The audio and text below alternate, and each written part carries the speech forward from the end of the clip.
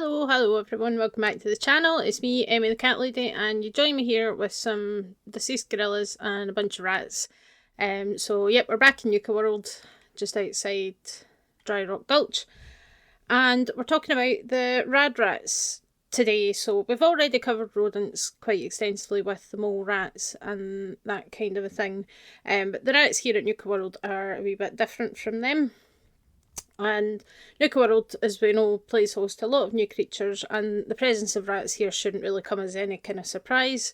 So these guys are a mutated version of your standard rats that you find everywhere, and the presence in a theme park doesn't surprise me in the slightest, because there's always loads of high calorie food available in theme parks and lots of stuff that's dropped and discarded, so it's ideal for opportunistic scavengers like these guys to make themselves at home. I actually definitely saw rats when I was at Disneyland Paris when I was there on a school trip when I was about 14, and it was definitely not Mickey or Remy from Ratatouille. I have to say it was a real one. And it is common knowledge that Disneyland in California has a colony of feral cats that manage the rodent population at the park as well. So it's not a surprise that Nuka-World has ended up with a population of irradiated rats. And the most common rat species across the world is the brown rat, Rattus norvegicus. I have no idea if I'm pronouncing that right, but I'll put it on the screen now anyway in words. And it does also have some less complimentary names like sewer rat or street rat. Not quite like Aladdin, and apparently we're not escaping the Disney references today, but you know, here we are. Nuka-World's partly based on various parks owned by the mouse, so not a huge surprise that there would be a few, you know, you can't avoid the Disney references at all. But these rats are found on literally every continent in the world except for Antarctica, and they are the dominant rat species in Europe and North America. They're everywhere, they're omnivores, so they will eat just about anything. And they reproduce very rapidly, and they adapt well to urban environments just as much as rural environments. Rats do get a bad rap for carrying certain diseases, particularly Weil's disease, which is a name that's given to leptospirosis, and that is a bacterial infection that can result in kidney and liver failure. Leptospirosis is an important infection because it can seriously affect humans and also dogs. We do vaccinate dogs for leptospirosis in the UK, and I have seen at least one dog that definitely had leptos, so it can be pretty serious and quite devastating. And of course we can't forget the Black Death, Black Plague, bubonic plague, whatever other name people have got for good old Yersinia pestis, which was transmitted by the rat fleas more than the rats themselves, and more so it was transmitted by the other common rat species, Rattus rattus, which is known as the black rat or the ship rat. So I'll put up a picture of those little guys here. So the brown rat, which is the most common one, it's also been domesticated for quite some time. We use them in laboratories as a model organism, similar to what we do with mice. So they are used for all kinds of research. They're also popular pets that enjoy attention and companionship when they've been tamed. They're clever enough to be trained to do basic commands. They like solving puzzles and solving problems and getting rewarded for these things. There was a group of scientists, I'll link the article about it in the description. They taught rats how to play hide and seek, which apparently they loved. So they are quite clever little creatures as well. They've even been trained to be used to sniff out gunpowder residue or detect explosives and, like, you know, mine detection, that kind of thing. So they're pretty amazing little creatures, and you probably guessed from what I said that I am particularly fond of them. So let's get into a bit more of the kind of science side of things with their biology. So rats are part of the Murymorph family of rodents, which means mouse-like, as opposed to the Hystricomorph rodents, which include guinea pigs and chinchillas, or the Scurymorph, which includes your chipmunks, squirrels, and prairie dogs and the like. So They're in the Muromorph family, so the mouse-like family of rodents, and rats are one of the largest members of this family. Their body length can reach up to 28 centimetres or 11 inches, with the tail being slightly shorter than that length, and body weight from 140 to 500 grams or 4.9 to 17.6 ounces. They have very acute hearing. They can hear ultrasound frequencies, which we can't. And they also have an excellent sense of smell and use scent marking and things as a very important part of their kind of territory and their communication. But the vision is pretty poor, especially if you've got the ones that have got the red eyes, which these guys all kind of seem to have. But in the real world, even the ones that don't have red eyes, their vision's not great. They do have red-green colour blindness. However, the blue light cone receptors in their eyes do allow them to see into the UV spectrum of light, which is kind of beyond what we're capable of. Physically, they're very capable little creatures. They can run pretty fast, they climb very well, and they use their tails. Their long tails help them balance. They're also very good swimmers, so if they end up in the water, they can swim pretty well and get themselves out there. They dig and create extensive burrows to live in the ground. So if you're keeping rats as pets, you do need to have all sorts of things in the cage. You want to really stuff the cage full of different things, sort of ropes and hammocks and even branches for them to climb on, and little hides all over the place. The environmental enrichment, they really do like a lot of stuff like that to keep them active. So very important to provide that when we're keeping them in captivity. So you can hear these guys make similar noises to the mole rats in the game, but rats in the real world, most of their vocalisations are in the ultrasound spectrum of sound frequencies, so we can't really hear it with the naked eye, but naked ear even. But they do have a sound that's kind of likened to laughter, that you can hear if you've got the right equipment. You can kind of hear them doing it. One thing that we can hear that they do when they're feeling content is that they grind their teeth, which is called bruxing. And when they're doing this, they often bulge and retract their eyes quickly, which is known in the rat community as boggling, and is generally a sign that they're happy and they're content and comfortable in the situation. Their reproductive capabilities are pretty impressive.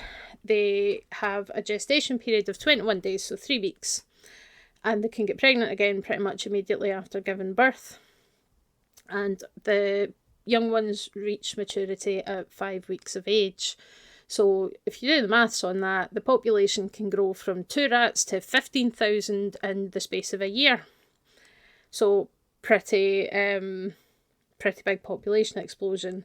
And they do live in large groups or kind of colonies where they have mutual grooming behaviour, and they like sleeping together in piles to keep warm, especially when it is colder.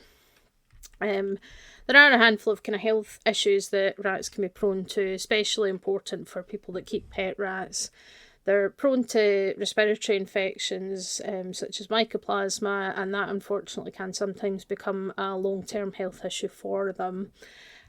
We do see external parasites not uncommonly, especially for rats that have an underlying health issue and they're immunosuppressed, so fleas and lice. So there's a video here that I'll add in, which is a biting louse from a rat that's from my own collection of things that I've seen in the course of my career as a vet. So this was taken through the microscope. Probably a wee bit creepy, so I will give you a warning, it's a wee bit creepy, but you can see the louse moving around. You can see inside it that it's been feeding on blood, and these parasites can be treated, but sometimes if you've got a rat that's very sick, the parasites kind of take advantage of their weakened immune system and take over, so something to be aware of. And the other major thing that I have seen in female rats is that they're extremely prone to mammary tumours and sort of breast cancer, essentially. There's very few female rats I've known over the years that have not had them. It's so common, and thankfully they're rarely malignant and, you know, sort of really seriously cancerous. Most of the time they are benign, but they can grow quite large, and they often end up under their front leg or under one of their back legs, so they get in the way and they can become obstructive to them and stop them from being able to move around and things. So then they generally need surgery. And surgery in rats is quite challenging because they're very small and they're very vulnerable to getting too cold when they're under anaesthetic, and they don't cope well with the additional stress of having a procedure done. I have done many of them successfully, but your small animals like rats are definitely higher risk under anaesthetic than dogs and cats tend to be. So it's not the easiest thing, and it's a big decision to put them through a procedure like that. So I thought I would share a wee personal anecdote as well on that. Unfortunately, if they do get a malignant mammary tumour, it's pretty serious and pretty nasty, and it happened to one of mine. So I'll share the picture here of the two girls that I used to have. This was a few years ago. So Smudge is the one that's kind of brown and cream. She had a mammary tumour that I removed, and it turns out it was malignant. And then a few weeks after the surgery, she became tetraplegic, so she couldn't use all 4 of her limbs, and she had a head tilt. So unfortunately, I had to euthanize her. And I did kind of look into things a wee bit, just to see, because I say the malignant ones are generally quite rare, just to see if there's any more information about it. And I found a single case that was reported where MRI investigations and things were actually done, and it was a rat with the same type of tumour that my Smudge had that was found to have a pituitary tumour. So the pituitary gland is kind of attached to the brain, so essentially it was like a brain tumour that was related to the mammary tumour. So it seems likely that the same thing happened to my Smudge, and that was why that happened a few weeks after the surgery. It was that this tumour was in her brain and it started putting pressure on our nervous system and things. So it's such a shame. And the other one in the picture with the grey, she's called Button, and she had to have her eye removed before I adopted them. And they were the sweetest wee things. They just, they just loved getting a fuss, loved getting cuddles, and they would all come and, they would come and get treats and things before bed every night. They were absolutely adorable. So, rats get a bad rap and get treated like they're dirty, and, because of the associations with the plague and things, but they can be absolutely adorable, and they can be very sweet little creatures and very smart little creatures. So they deserve a bit of credit for that. But looking at your Rad-Rats in Nuka-World, so one of the first things that we'll notice is obviously they get bigger, because of course they did. That's what radiation does to everything apparently. And they've lost a lot of their fur as well, kind of like all the other mammals that we've talked about. The mole rats were naked to begin with, but most of the other mammals that have fur have lost a lot of that because of the radiation. The Rad-Rats are actually a lot tougher than the mole rats in Fallout 4. They have higher defences and they have higher damage output as well. So something that's kind of interesting. So we've got quite a range here. So who's this one? So we've got an infected Rad-Rat, which you can see has some like sores and pustules and stuff on its skin. It looks really sore actually. Then the mangy Rad-Rat pup. The mangy Rad-Rat, again, this one has some nasty looking sores and things on its skin. And that's infected Rad-Rat pup, which, yeah, so you can see a lot of them are suffering from kind of skin changes. And then this one seems to be hiding under the dead gorilla.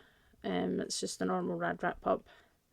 And we've got the Rad-Rat here. So this is your kind of standard Rad-Rat. Let's get a good angle with the light.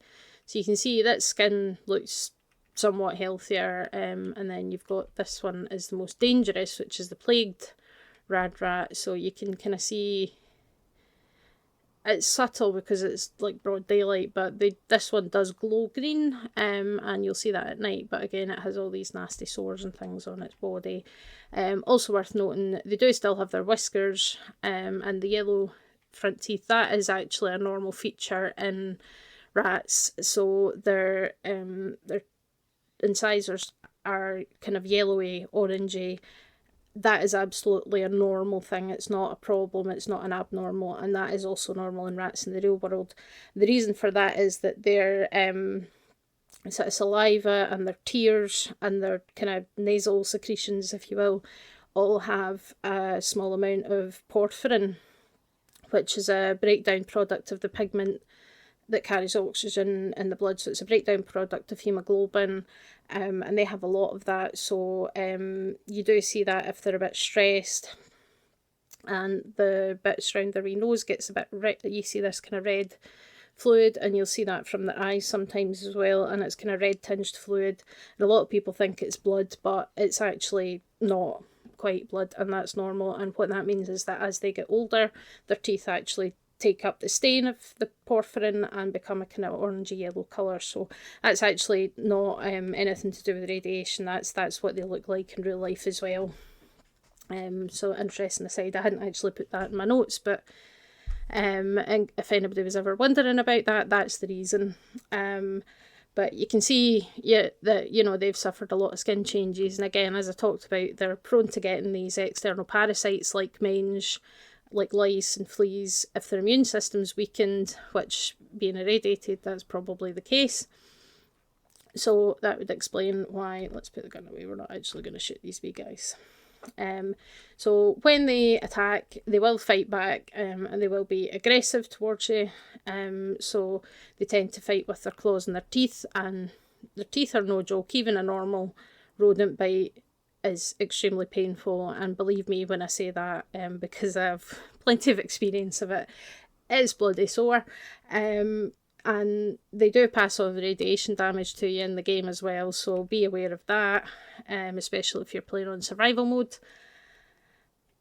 The plague variant here, this one that's, you can see the green glow and it's shadow a wee bit better now, it's the most dangerous one, and it can even get through your power armour when it's attacking you. So let's, yeah, so you can see it's level 64, 100 defence, and 105 energy defence, and also completely resistant to radiation. So this character's massively high level, so, and I've got really good plasma weapons, so I would still be able to kill it in one shot. But if you're coming here at a lower level, they can be quite challenging to take care of. So you can see the standard Rad-Rat's got 35 and 20. The plague Rad-Rat is 100. The infected one's higher. So, you know, while they might be small, they're fast, and they're no joke. So you do need to be prepared if you're going to come across these guys, that, you know, they could actually do a lot of damage if you don't notice them. And you will find them all over the park. Makes sense. There's food stalls and trash cans absolutely everywhere that would have plenty of food for them to thrive, even with all the kind of bigger enemies like the raiders, the robots and the larger creatures. They've obviously still found a way to settle in and survive in this theme park, which I think is really interesting. And I mentioned that, you know, normal rats' vision isn't great, especially if they've got the red eyes. For these guys, it seems to be even worse, because if you look, their eyes, and it seems to be the same on all of them, their eyes are really, really cloudy. So one would assume that they're using their sense of smell and their hearing in order to find you, rather than seeing you with their eyes, because I guess their vision's even worse there. They're definitely not as cute as their real world counterparts, but they're definitely tough enough to hold their place in the Nuka-World ecosystem. And again, I do quite like the fact that they've been included, because it just makes logical sense that, you know, if you come to a theme park like this, there's going to be rats. I mean, there's rats. I've seen rats walking across the tracks in the London Underground. I still remember when I was living in Glasgow, quite a number of years ago now, when I was living in a flat, and I was outside, and I was outside and it was like 5 o'clock in the morning or 6 o'clock. It was the early hours of the morning, I think, because I was still jet lagged. This was after I got back from Vegas, actually. I was still jet lagged. So I was out at some stupid hour in the morning and I saw movement, and there's this rat just staring at me. This massive brown rat was staring at me, and he had half of an ear missing, he had scars all over his face, and he showed absolutely no fear of me and just glared at me, and I've never seen anything like it. And this rat, you could see that this rat had seen some shit and had been through something. He looked like he'd had a fight with a cat at least once, and one said fight. This rat was taking no prisoners, and he just sat and glared at me. I've never seen anything like it in my life, and I was just like, no bother, pal. I'll leave you to do your thing, you leave me to do my thing, and that'll be fine. But yeah, like this rat had definitely seen some stuff in his time. He had the scars to prove it. So, you know, it's one of these things that's kind of an inevitability. It's almost surprising that they're not really present in huge numbers anywhere else in the wasteland. I mean, there are other kinds of rats, so I will be covering them separately, because you've got the giant rats that you've got the giant rats in New Vegas. I'm trying to remember. I need to check if they actually do pop up in Fallout 3. I'm not sure if they do. And we don't really see them in Fallout 4 either, other than these guys at Nuka-World. But you do find them. They're one of, you know, the first enemy encounter in the series in Fallout 1. When you leave Vault 13, there's giant rats in the cave that holds the entrance to the vault, and you find them in Vault 15 as well.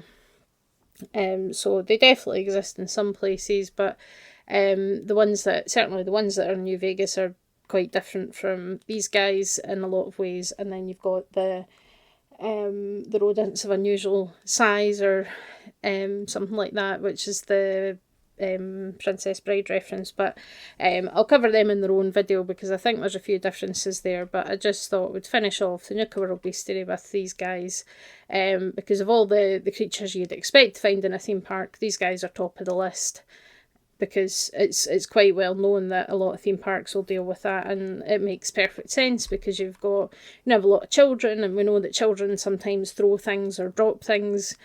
There's a lot of high calorie food around, and that's the thing. I mean, these animals are geared to eat the highest calorie foods they can find, so they'll particularly choose high sugar, high fat content food, because it's going to have the most calories, and it means that it's giving them the energy that they need. They have quite a fast metabolic rate, so they do need to consume more calories than you might think that they do. So you know, the kind of the amount of food that gets thrown away in these kind of places will be plenty to keep a colony of rats alive quite happily, especially when it's all donuts and fries and burgers and churros and whatever else, all that kind of stuff. It's obviously perfect for them, so makes total sense that you'd find them around. I say the console, I've spawned them in with the console, and they're all over the place, but yeah, you do get meat from them. I'm going to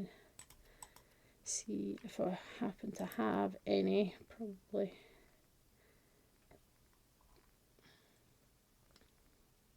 Oh, we do. Rad-rat meat, so 25 HP and 2 rads. I'm not 100% sure if you can cook. Yep, so yeah, you can cook it. You can make a Rad-rat steak, which restores 48 hit points and also increases your action points by 5 for 20 in-game minutes. And I believe it's also used in the Predator grenades, which is one of the grenades you can make. I believe it's the pack, yeah. So you get the recipe for the Predator grenade, which is one where you throw it and you bring wild predators in to attack anything nearby. So it forms part of that recipe. Again, I don't think I've got any of those on this save file. But yeah, so 2 adhesive, 1 aluminium, or aluminium. It's aluminium, but whatever. Cave cricket gland, cloth, fever blossom, rad-rat meat in a spring, and that makes a predator grenade. So that's a recipe that you can get from Mason of the pack. So there's another use for the rad-rat meat. So it does mean that it's potentially worth your while to actually hunt the little guys. But yeah, I do like them. They're creepy, but they're still cute. And you know, guinea pigs are my favourite rodent, I would say, but my second favourite is definitely the ratties. Very, very fond of them. I've kept them myself before, although I have a policy. I haven't bought a pet since I was 9. But being a vet, you do acquire animals from all sorts of places sometimes, and adopted them. And the downside to adopting rescue rats is that, you know, their lifespans are pretty short. Even domestic rats very rarely see much past 3 years old, and wild rats probably have a much shorter lifespan than that, because they are prey species that get eaten by a number of things as well. And you know, people do put poison down in order to get rid of them because they are considered vermin, they're considered a pest.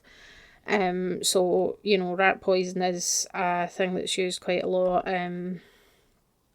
You know, and should be used very carefully if you are going to use it, just to be clear, because the poison does affect dogs and cats, potentially, and birds of prey. And I have seen 2 cases of secondary rat poison toxicity, one in a dog and one in a bird of prey, because they ate a rat or a mouse that had eaten poison. So something that I think is important to be aware of, because the rat poison that typically is used, if you're aware that your dog has eaten it, then it can be, there is an antidote option available, so it could be treated, but it's a difficult one and it's not very nice. But rats do present potential risk for disease transmission and for causing damage, so I do understand that, especially if you're in a food preparation business, if you're a restaurant or something like that, or you know, hotels and housing and things, that you do have to do something to kind of control the rodent population in that case. So one of these things, but I do still find them very interesting little creatures, and I say I'm very, very fond of rats myself. Definitely a handful of favourite patients that were ratties, and the girls that I had, and I did have 2 boys as well after that, but they were very, very stressed out little guys that just couldn't really be handled. So all I could do was make sure that they had a good life and plenty of food and kept clean and just left alone. They weren't, the situation was quite different for them. They'd obviously never really got used to being handled, and they were extremely stressed out, so I left them to their own devices until the time came for their end of life kind of thing, which for both the boys it was their back legs that went. And I remember with the first one, who was the one that was a wee bit easier to handle, and he, you know, I was trying to give him medication, sort of pain management and things, and he got so stressed, and it was the first time in my life I'd ever heard a rat growl. And I just knew how upset he was getting with the whole situation, and I thought, no, this just isn't fair on you, pal. So unfortunately I had to make the decision to have him euthanised, and then it was only really a few weeks later that the other wee guy went the same way. So kind of a sad thing, and that's the downside to adopt and rescue rats, is that they're often quite old when you get them, so their lifespan's pretty short. But don't let that put you off if you want to keep them. They can make for very, very good pets. They're entertaining to watch. You know, you can have a lot of fun with them, and they can be very, very rewarding to keep and to train. So, yeah, great little animals. These guys definitely not the most attractive, but you know what? we're in an irradiated wasteland, what can you expect? So hopefully you found that interesting. I say I was looking forward to doing these guys because I say it is a species that I'm very fond of. And I think they do get a bad rap, which isn't always entirely deserved. I mean, sure, they had an involvement in the Black Plague and things like that, but science using rats has also made significant milestones in medical study and other scientific study as well, and that can't be discounted or ignored. So hopefully you found that interesting. I'd love to hear your thoughts in the comments, or if there's any specific questions that you want to ask about rats that I haven't answered in the video already, anything like that, then definitely let me know. I'm always happy to chat about these things with you guys in the comments. There's been quite an influx of new subscribers recently, which is exciting. So really excited and honoured that you guys are enjoying these videos and coming along on this journey with me. I'm still finding my feet adjusting, you know, sort of editing, of trying out new audio editing software and various bits and pieces, so I'm still finding my feet with a lot of this, but you know, so if there is any weird issues that you notice in any videos, do let me know, and I'll see you all soon. Bye.